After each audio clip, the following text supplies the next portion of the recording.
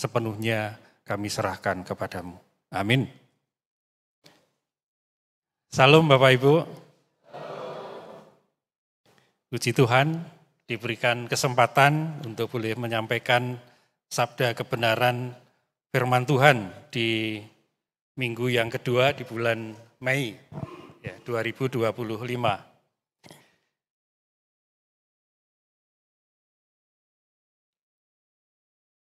Tema khotbah yang disampaikan perihal pembalasan.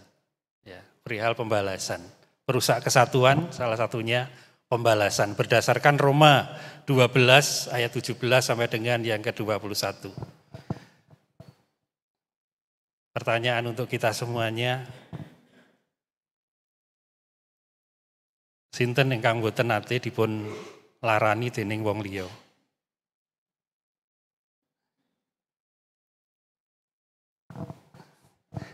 Ada? Ya, puji Tuhan. Pertanyaan ingkang kaping kalih, sinten ingkang boten pengin bales nalika dipun larani dening wong liya? Boten pengin nggih? Boten pengin bales? Kalau ndak usah, kalau ndak pengin bales berarti ndak usah khotbah ini.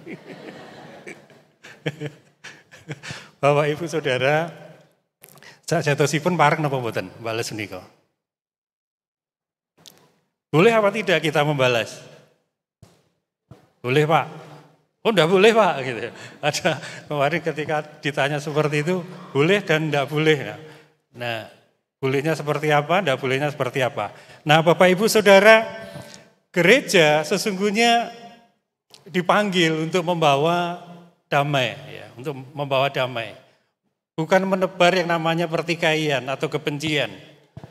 Nah kita ini atau orang Kristen sesungguhnya adalah orang-orang yang sudah mengalami yang namanya pembaharuan rohani di dalam Tuhan Yesus Kristus. Kalau kita membaca ayat-ayat sebelumnya ya, ayat 1 dan 2 lalu pada ayat 3 sampai dengan yang ke-16. Di sana memberitahu kepada kita bagaimana ayat 1 dan 2 ketika kita sudah diperbaharui dalam Yesus Kristus, kita memiliki cara pandang. Ketika kita diberikan cara pandang yang baru, kita tentu merespon segala sesuatu yang terjadi dalam kehidupan kita, entah itu menyakitkan, entah itu berupa perlakuan yang tidak baik kepada kita. Kita merespon tentu dengan cara yang tepat. Nah, ketika ayat 3 sampai dengan yang ke-16 Paulus berbicara tentang hubungan antara orang percaya dengan orang percaya dalam sebuah komunitas yang itu harus berlangsung dalam ikatan satu semangat kasih, di mana dengan semangat kasih itu semua bagiannya harus memakai seluruh karunia yang Tuhan berikan. Tetapi kita harus ingat, nah Rasul Paulus mengingatkan bahwa mereka semuanya dipersatukan menjadi satu tubuh, yaitu tubuh Kristus. Nah Bapak Saudara, ketika tubuh Kristus digerakkan oleh satu semangat kasih untuk melayani, untuk memberitakan kabar baik, tentu ketika setiap anggota aktif, ketika setiap bagiannya aktif, banyak ide, banyak gagasan mungkin seperti itu dan berbagai macam masukan-masukan dan lain sebagainya. Ini menjadi sebuah potensi yang bisa saja memunculkan berbagai perbedaan. Tetapi kita harus ingat bahwa Tuhan sudah mengaruniakan kepada kita kesatuan yang harus senantiasa dijaga. Tetapi di sisi lain bahwa kehidupan gereja bukan hanya terdiri hanya satu orang, tetapi terdiri dari banyak anggota yang sekali lagi semakin banyak komunitas, semakin banyak perbedaan dan potensi konflik bisa saja terjadi. Ini tidak mudah ketika menjaga kesatuan di tengah-tengah komunitas yang semakin Tuhan tambahkan, yang semakin Tuhan terus izinkan untuk semakin bertumbuh dan berkembang. Oleh karena itu, Saudara, setiap anggota jemaat, setiap kita harus waspada terhadap segala hal yang bisa merusakkan kesatuan atau persatuan yang telah Tuhan karuniakan. Salah satu perusak adalah pembalasan. Pembalasan. Bahasa yang lebih ngeri, balas dendam. Ya, balas dendam. Balas dendam. Contoh di dalam kitab suci, peristiwa yang sampai berlarut-larut, itu ada yang namanya Esau dan Yakub. Ya, Esau dan Yakub. Yakub telah menipu Esau. Ya. Setelah itu muncul yang namanya kebencian dari seorang Esau. Dia berusaha untuk membalas, hendak membinasakan, ya, untuk menghabisi Yakub karena sudah mengambil apa yang menjadi haknya Esau. Nah, berlanjut hubungan keluarga menjadi rusak.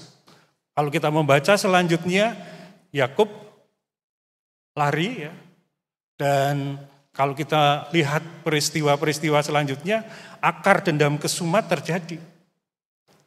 Dari kisah yang namanya Israel dengan Edom, ya, bapak leluhur Esau, turun-temurun menjadi sebuah dendam yang disebabkan oleh karena sesuatu hal, ya, kebencian, balas.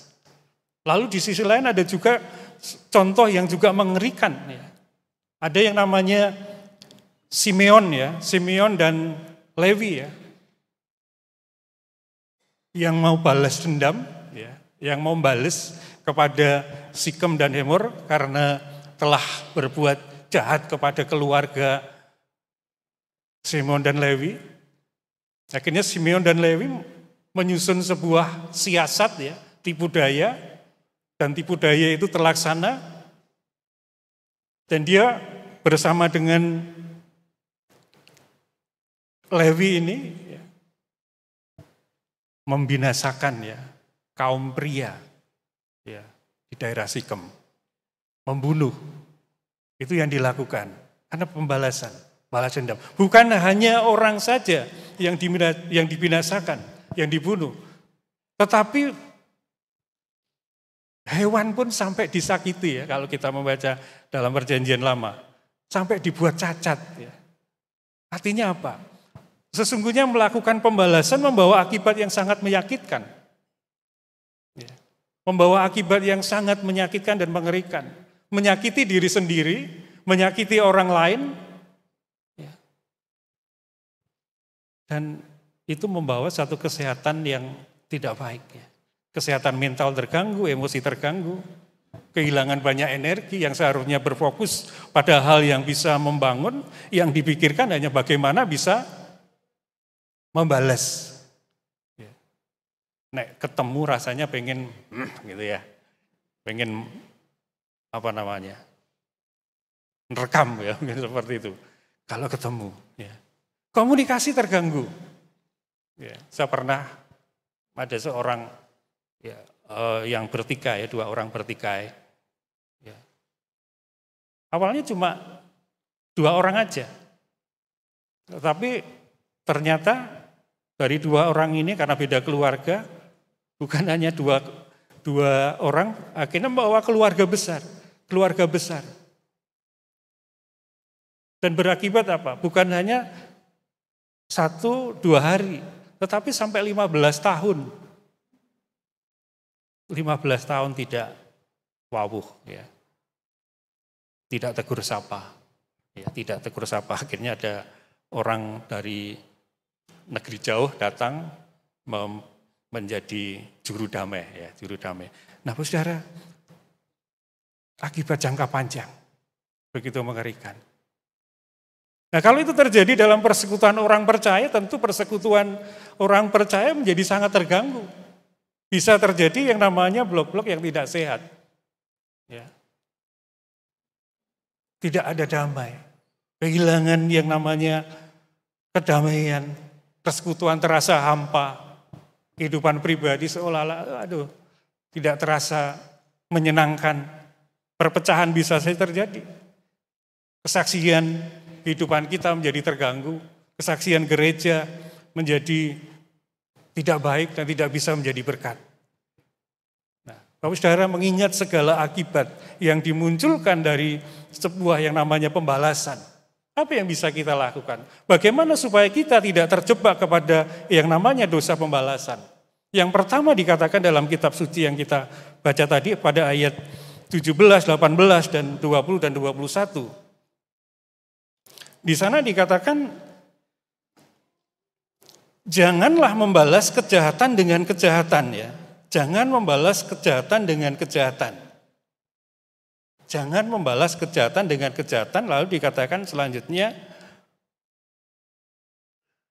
lakukan apa yang baik bagi semua orang. Lalu ayat yang ke-18, sedapat-dapatnya kalau hal itu bergantung padamu, hiduplah dalam perdamaian dengan semua orang. Jangan membalas kejahatan dengan kejahatan, tapi dengan kebaikan. Dengan kebaikan. Kita boleh membalas, tetapi dengan kebaikan. Bukan dengan cara yang sama. Nah, saudara, sekali lagi gereja terdiri dari banyak anggota yang berpotensi besar terjadi sebuah gesekan dalam hubungan kita dengan saudara-saudara yang lain. Ya, entah itu lewat kata, entah itu lewat sikap, ataupun tingkah laku kita yang mungkin ya menyakiti saudara kita atau orang lain di sekitar kita. Kita tidak tahu. Ya, ibaratnya seperti Bapak Ibu, ibu-ibu ya, ibu-ibu yang senang korah-korah ya. Ada banyak gelas gitu, kalau korah-korahnya satu aja udah enak gitu. Kalau gelasnya banyak, bentik ya, bentik. Terjadi bentik seperti itu. Tapi kalau bentiknya sampai keras bisa pecah, ini yang bahaya. Nah, tetapi inilah yang terjadi, bahwa itu tidak bisa dihindari. Tetapi kalau terjadi, bagaimana kita merespon? Bagaimana kita merespon kalau kita mengalami mungkin saja kita disakiti oleh orang lain, atau tersakiti, merasa tersakiti. Firman Tuhan katakan, jangan membalas kejahatan dengan kejahatan, tapi lakukanlah apa yang baik bagi semua orang. Sedapat-dapatnya, kalau hal itu bergantung padamu, hiduplah dalam perdamaian dengan semua orang. Dikatakan, lakukan apa yang baik, hiduplah damai dengan semua orang. Tentu termasuk orang yang telah menyakiti kita, atau yang kita anggap sebagai musuh. Pertanyaannya, bagaimana mungkin itu bisa kita lakukan? Bagaimana mungkin kita bisa mengerjakan itu? Berbuat kebaikan terhadap orang yang sudah menyakitiku. Ini berat, Tuhan. Nah, saudara, ini menguji kehidupan kita. Apa yang diuji? Kesabaran kita, kerendahan hati kita, kasih kita. Kerendahan hati diuji. Ketika Tuhan mengatakan, jangan balas kejahatan dengan kejahatan, tapi lakukan apa yang baik. Sedapat-dapatnya, itu dimulai dari kamu. Usahakanlah, ya, kalau hal itu bergantung padamu, artinya itu harus dimulai dari pihak kita. Dengan kerendahan hati. Kita tidak boleh menempatkan diri pada posisi yang tinggi. Merasa diri benar, karena memang kita ketika merasa benar akan sulit sekali mengambil langkah pertama untuk bersemangat membangun sebuah kerukunan, untuk membawa damai. Mengambil langkah maju yang pertama kali untuk memulai sebuah kehidupan yang menyenangkan hati Tuhan, melepaskan pengampunan untuk sebuah pemulihan. Tanpa dimulai dari langkah awal dengan kerendahan hati, akan sangat sulit. Akan sangat sulit. Tetapi buat kita yang sudah mengalami kasih Kristus, yang sudah mengawali terlebih dahulu dalam kehidupan kita, Dia yang sudah menebus dosa kita, mengampuni kita, Dia yang sudah menunjukkan proaktifnya untuk pertama kali mengambil kita, menyelamatkan kita, itu menjadi teladan buat kita. Bagaimana Tuhan lebih dahulu menyelamatkan kita, mengampuni kita. Kita pun juga harus mengambil langkah pertama. Kalau orang yang bertikai atau orang yang merasa disakiti atau tersakiti, sama-sama punya niatan seperti itu, podo-podo duwe niat mengambil langkah pertama enak. Pengen damai enak. Sama-sama punya niat yang sama. Membawa kerukunan. Menjalin satu hubungan yang baik, enak. Tetapi kalau tidak ada niatan yang sama, sulit saya itu mendamaikan dua anak. Ayo salim, podo-podo egone, ya, podo-podo keras kepalanya, podo-podo merasa harga dirinya tinggi ya, gengsi. Sudah ketemu yang begegek ya. Persa ini begegek ya. Begegek wae. Ayo, kasih salim gitu. Enggak ketemu. Sulit gitu. Kenapa? Sulit merendahkan diri. Karena itu saudara, kerendahan hati ini menolong kita. Sesungguhnya kita mau mengakui kekurangan kita. Dan kita memandang kepada Kristus yang sudah terlebih dahulu menolong kita untuk dimampukan. Kita tuh boleh mengampuni, melepaskan pengampunan. Ini dibutuhkan kerendahan hati untuk memulai terlebih dahulu langkah awal. Yang kedua yang diuji adalah kesabaran. Ya, ketika kita mau melakukan, jangan membalas kejahatan dengan kejahatan, tapi dengan kebaikan. Kesabaran kita diuji. Bagaimana tidak? Ya. Saya aja naik sepeda motor ya. Naik sepeda motor tadi, banyak simpang siur gitu. Anak-anak atau siapapun ya, tiba-tiba nyalip ke depan. Atau minta maaf, buang ludah sembarangan gitu. Rasanya aduh gitu ya, pengen bales gitu ya. Rasanya seperti itu. Nah saudara, tetapi kesabaran kita diuji. Sabar itu apa? Sebuah penguasaan diri. Rasa damai dalam bahasa sananya tawakal. Tawakal. Kita bersikap tenang. Tidak mudah terprovokasi. Tidak lekas marah. Kita bisa mengendalikan diri kita. Sehingga apa? Dengan sabar kita bisa berpikir dengan jernih. Kita bisa melihat setiap apa yang mau kita lakukan, apa yang mau kita kerjakan. Segala akibat yang muncul kita bisa pikirkan dengan baik ketika kita sabar. Tetapi kalau tidak sabar, saudara, terpancing emosi, kita bisa menjadi orang yang sama dengan mereka, ya membalas kejahatan dengan kejahatan, ya kita sama dengan mereka. Kita jatuh dalam dosa yang sama. Nah orang yang tidak sabaran, saudara, sayangnya di situ, ya kalau tidak sabar akan semakin menambah runyam situasi, semakin menambah banyak musuh, ya kan, semakin banyak orang yang ya mungkin akan bermusuhan dengan kita. Kenapa? Karena tidak sabaran. Ini menjadi ujian buat setiap kita. Tidak membalas bukan berarti kalah. Sabar, meskipun diperlakukan dengan cara yang mungkin menyakitkan. Tapi kalau membalas, hal itu tidak menyelesaikan masalah, tetapi justru menambah masalah. Nah, kesabaran menjadi ujian buat kita. Nah, bukan hanya kesabaran saja, tapi kasih kita juga diuji. Jangan balas kejahatan dengan kejahatan, tapi dengan kebaikan. Mengasihi. Orang percaya sesungguhnya adalah orang yang sudah mengalami transformasi rohani dalam Yesus. Dan ini harus konsekuen. Harus melanjutkan kasih itu. Harus melanjutkan kasih itu di dalam kehidupan kita dengan menaklukkan yang namanya kejahatan dengan kebaikan. Konsekuen. Karena kita sudah mengalami yang namanya pembaruan di dalam Kristus. Ya. Kalau kasih berkata, kasih tidak simpan salah orang lain. Kasih tidak simpan salah orang lain. Nah, tentu termasuk orang yang telah berbuat jahat pada kita. Balas kebaikan dengan kebaikan itu hal yang biasa ya. Balas kejahatan dengan kejahatan itu banyak dilakukan oleh orang. Tapi balas kejahatan dengan kebaikan itu adalah satu tingkatan yang lebih tinggi dari apa yang sudah dilakukan oleh banyak orang. Nah, kita mau di mana? Mau balas kejahatan dengan kejahatan atau balas kejahatan dengan kebaikan?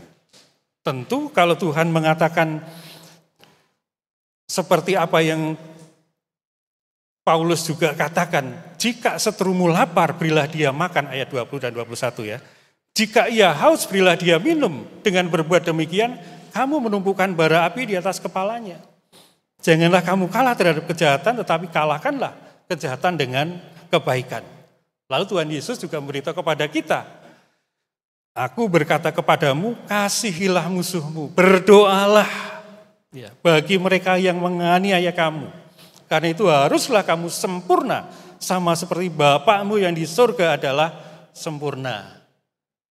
Tuhan sudah memberikan pengajaran, sekaligus juga satu teladan yang begitu sempurna.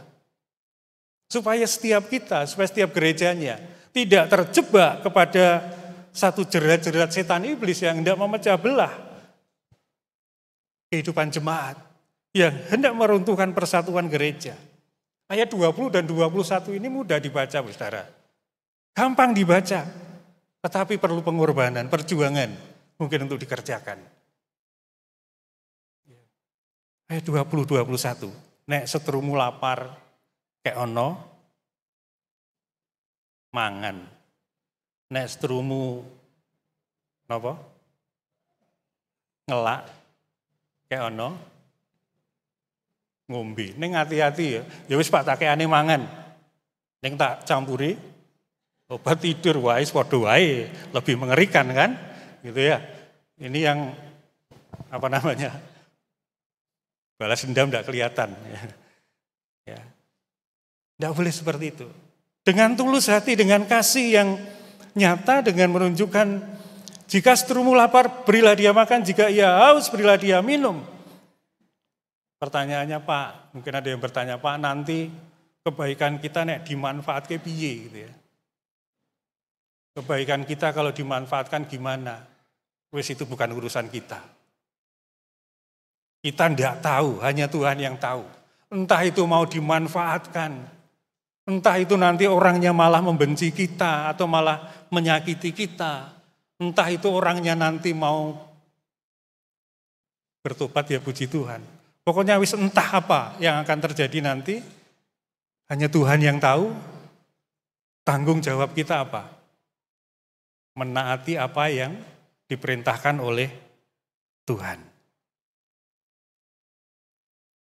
Dan menyerahkan semua apa yang akan terjadi, semua akibat dari apa yang kita lakukan dengan perbuatan baik itu, kita serahkan semuanya kepada Tuhan.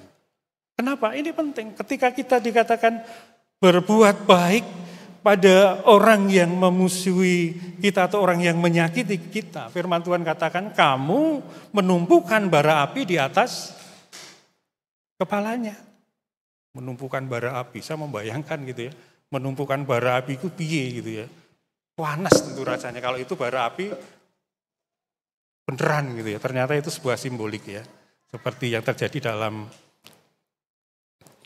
kehidupan Yesaya ya, ketika malaikat Tuhan memberi bara api di mulut Yesaya ketika dia disucikan ya untuk melakukan tugas yang mulia.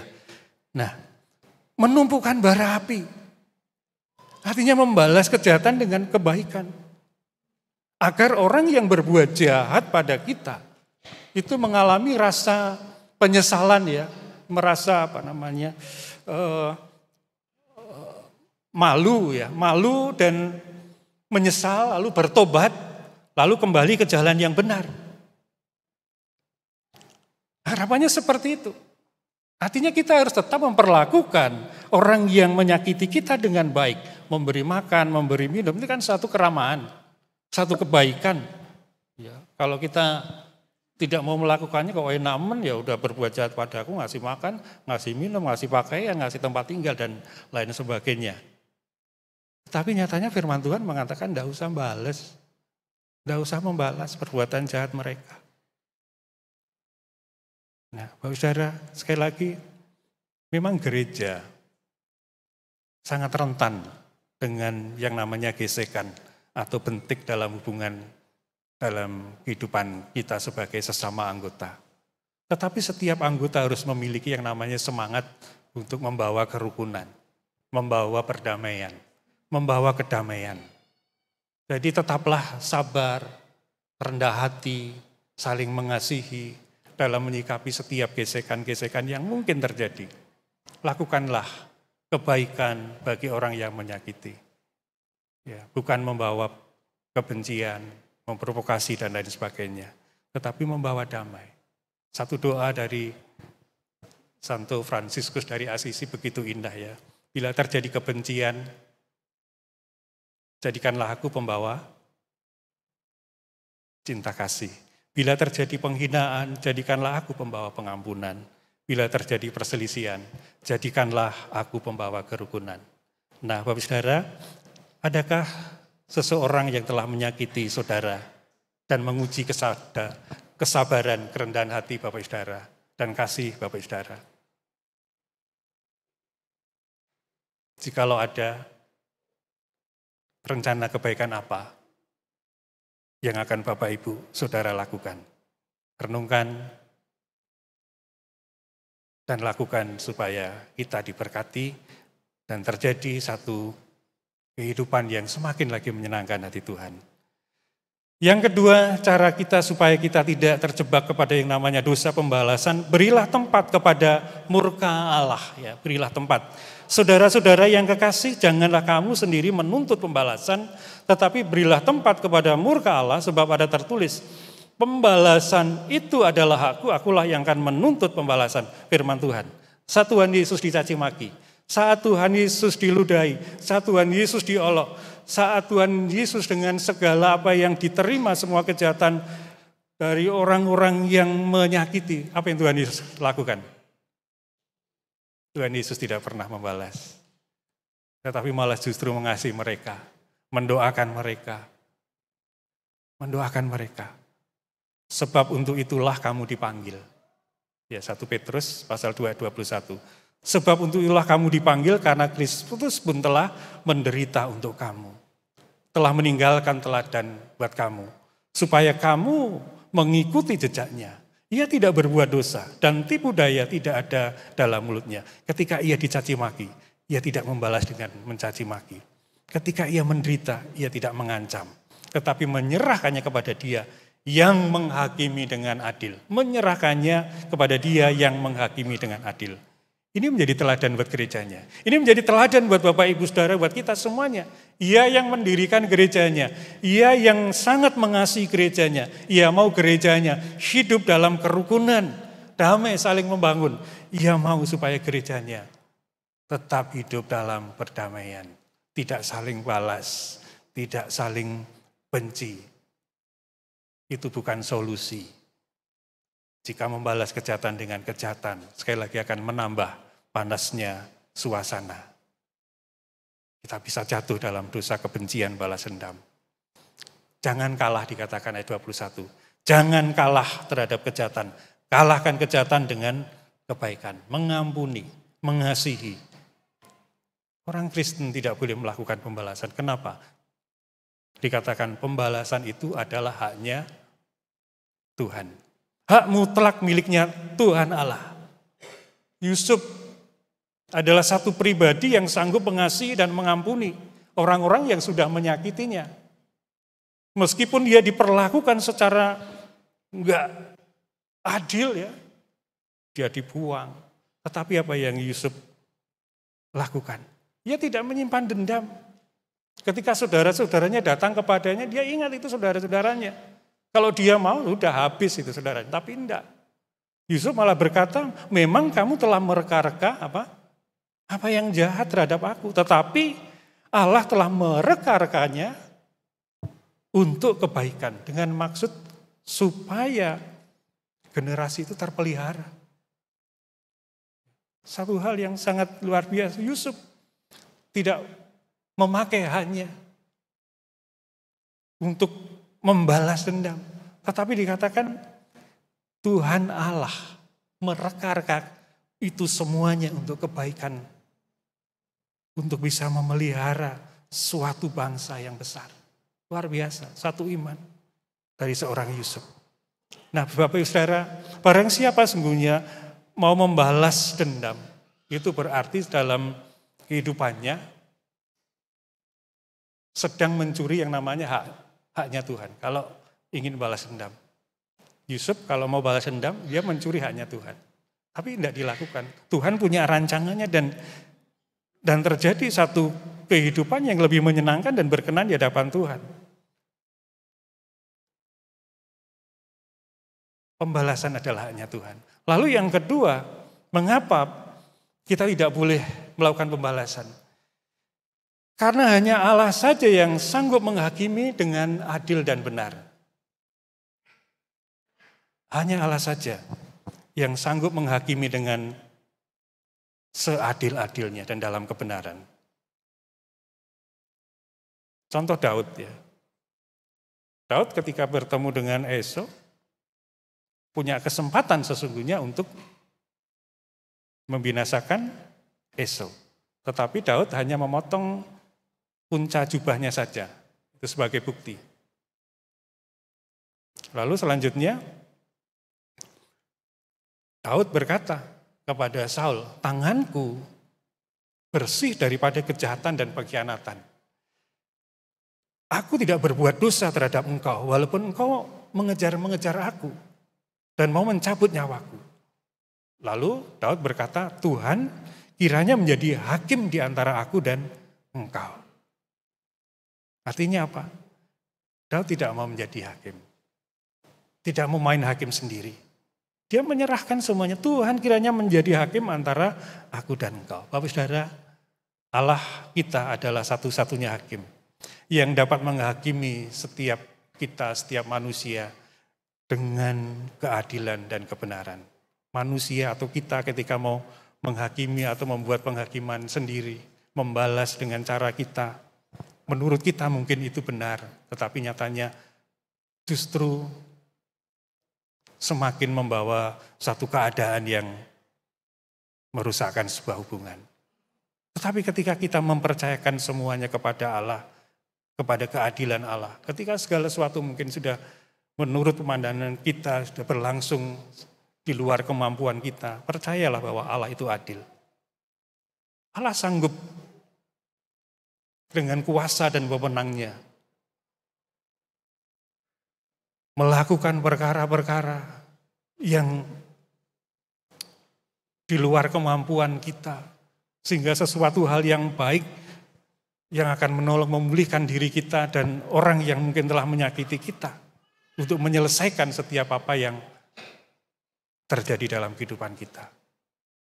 Kita tidak boleh membalas, karena pembalasan itu hanya Tuhan dan hanya Allah saja yang sanggup menghakimi dengan adil dan benar. Nah, Bapak Saudara, pertanyaannya untuk kita renungkan, adakah kita masih meragukan keadilan Allah? Lalu dalam hal apa? Mungkin diri kita masih sering tergoda untuk menuntut satu pembalasan. Renungkan, jadikan sebuah pembelajaran untuk kita nanti masuk dalam kelas pemuritan. Yang terakhir, Saudara, di dunia yang penuh dengan tipuan dan kesesatan, bahkan juga kecemaran, gereja ada di tengah-tengah situasi yang seperti itu. Gereja harus tetap hidup dalam kekudusan. Harus hidup dalam kerukunan, satu dengan yang lain, supaya bisa menjadi saksi Kristus. Hati-hati terhadap dosa yang namanya dosa pembalasan. Karena itu jangan balas kejahatan dengan kejahatan, tapi dengan kebaikan. Ingat, pembalasan itu adalah hanya Tuhan. Tuhan yang akan menghakimi dengan adil dan benar. Amin. Kita berdoa.